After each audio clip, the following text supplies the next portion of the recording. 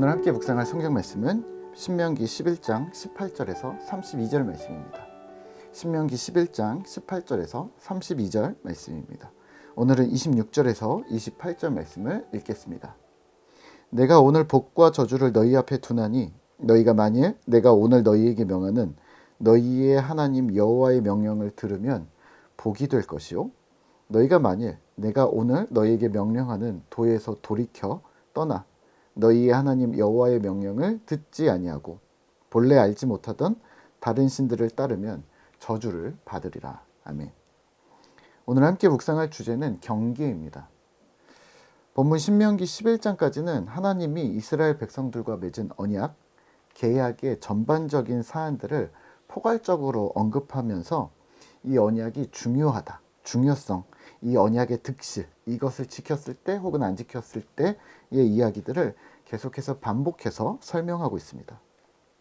10장에서는 하나님을 경외하라는 말씀을 하고 있고요. 11장 전반부에서는 여호와를 사랑하라는 말, 그리고 중후반부터에서는 명령을 지키고 그 말씀을 정체성으로 삼으면 너희에게 한없는 축복을 주시겠다고 합니다. 18절에서 20절입니다. 이러므로 너희는 나의 이 말을 너희의 마음과 뜻에 두고 또 그것을 너희의 손목에 매어 기호를 삼고 너희 미간에 붙여 표를 삼으며 또 그것을 너희의 자녀에게 가르치며 집에 앉아있을 때에든지 길을 갈 때에든지 누워있을 때에든지 일어날 때에든지 이 말씀을 강론하고 또 내 집 문설주와 바깥문에 기록하라. 아멘. 신명기 6장에서 분명히 언급된 문구인데요. 지금 11장에서 똑같이 반복하고 있습니다. 하나님의 말씀을 마음에 새기라. 그리고 손목에 메고 이마에 붙이고 자녀에게 가르치고 말씀을 강론, 그러니까 다른 사람들과 계속해서 나누고 삶의 터전인 집에 문지방과 대문에도 붙여서 들어가며 나오며 지나가는 모든 순간 동안 이 말씀을 끊임없이 되뇌이라고 명령합니다. 이게 뭘까요? 신자의 정체성입니다. 한순간도 벗어나지 말고 틈을 내지 말고 혹 실수라도 말씀을 잃지 말라고 하시는 거죠. 그러면 오늘 여기서 이런 질문이 생깁니다. 왜 이렇게 반복해서 말씀하시는가? 하나님이 직접 말씀도 하셨고요. 또 모세를 통해서 여러 번 말씀하셨고 여기 신명기와 모세오경에 기록되지 않은 어떤 시간 속에서도 분명히 똑같은 말씀을 계속해서 교육했겠죠. 그런데 오늘 왜 또 이렇게 수어 없는 반복을 또 하고 있는 걸까요? 네, 이유는 하나밖에 없습니다. 경계입니다. 신명기 자체는 경계를 하는 경계의 책인데요. 듀토로미, 반복, 두 번째 책이라는 이 신명기 제목처럼 반복하고 강조하는 책인 거죠. 무엇을 반복하고 강조하는 책인 걸까요? 하나님 백성의 정체성입니다. 마치 이런 겁니다. 아이들이랑 수영장을 가면 들어가기 전에 항상 하는 말이 있습니다. 첫 번째, 준비 운동을 하고 들어갈 것. 두 번째, 뛰지 말 것. 이유는 말씀 안 드려도 당연히 아시겠지만 다시 한번 설명할까요? 얘들아, 준비 운동을 하고 들어가야 돼. 왜냐하면 갑자기 차가운 물에 들어가면 심장과 같이 몸에 무리가 올 수가 있거든. 그러니까 준비 운동을 해서 근육도 풀어주고 이제 몸도 좀 따뜻하게 하고 그리고 또 물에 들어갈 때 물에 적실 때는 손이나 발처럼 심장에서 먼 곳부터 물을 차근히 묻혀가면서 물에 들어가는 거야 라고 말을 해줍니다. 또 아이들한테 뛰지 말라고 하면서 이렇게 얘기합니다.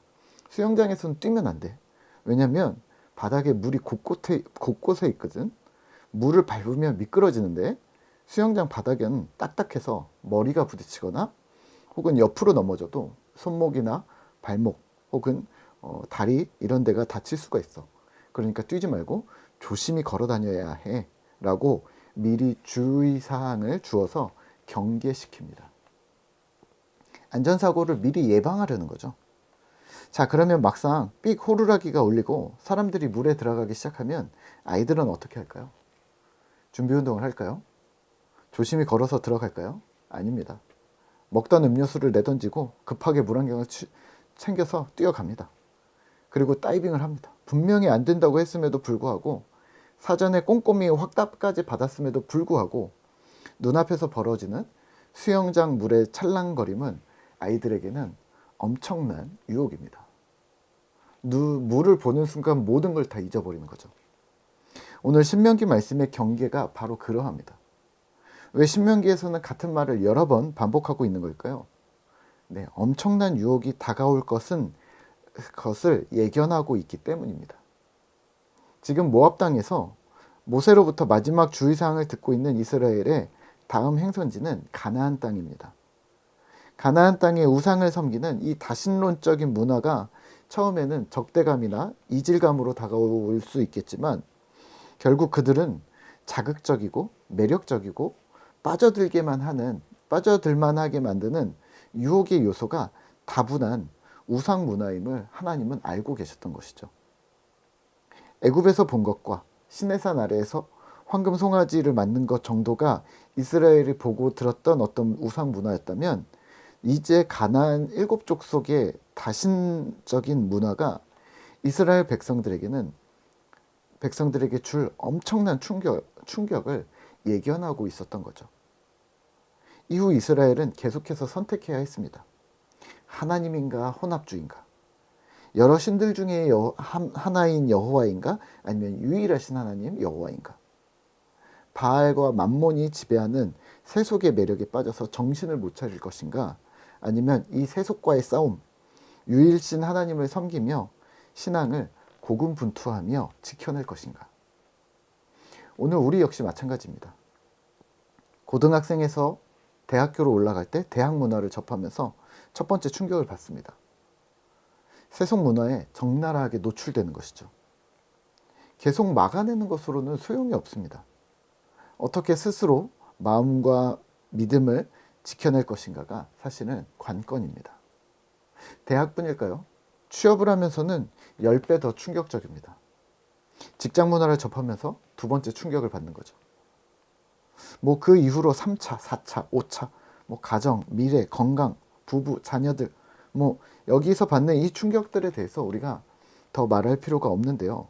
이 엄청난 펀치들을 맞으면서 우리는 지금까지 어떻게 신앙을 지켜오셨습니까? 그래서 신앙은 경계입니다.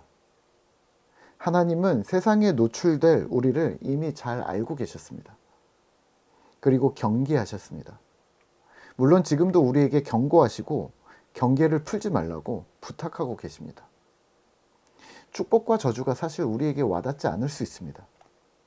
하지만 하나님이 얼마나 우리에게 미리 경고하고 싶으셨으면 이렇게 반복하셨을까요? 그리고 여전히 끊임없이 말씀하고 계실까라는 생각이 들지 않나요?